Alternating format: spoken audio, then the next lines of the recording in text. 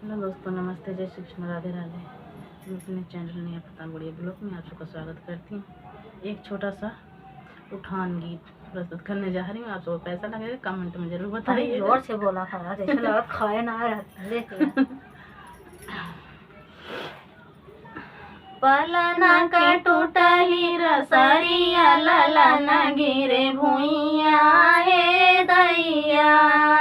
पलना की टूटली रसरिया ललन गिरे भुइया हे दैया।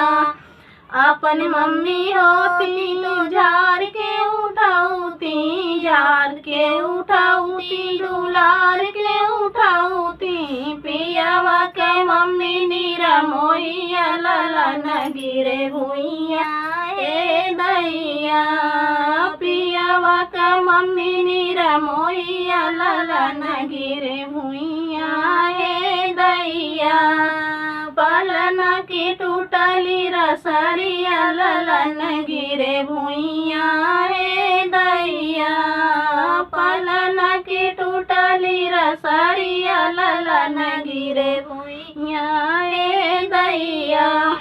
अपन भाभी होती तो झार के उठाऊती, झार के उठाऊती, दुलार के उठाऊती। पियावा का भाभी नीरा मोहिया ललन गिरे भुइया हे दैया।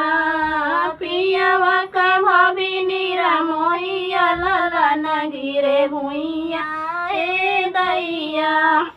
पलना की टूटली रसरिया ललन गिरे भुइया हे दैया। पलना की टूटली रसरिया ललन गिरे भुइया हे दैया। अपन दीदी होती तो झार के उठाऊती, झार के उठाऊती, दुलार के उठाऊती। पियावा का दीदी नीरा मोहिया ललन गिरे भुइया हे दैया। पियावा का दीदी नीरा मोहिया ललन गिरे भुइया हे दैया। पलना का टूटली रसरिया ललन गिरे भुइया हे दैया।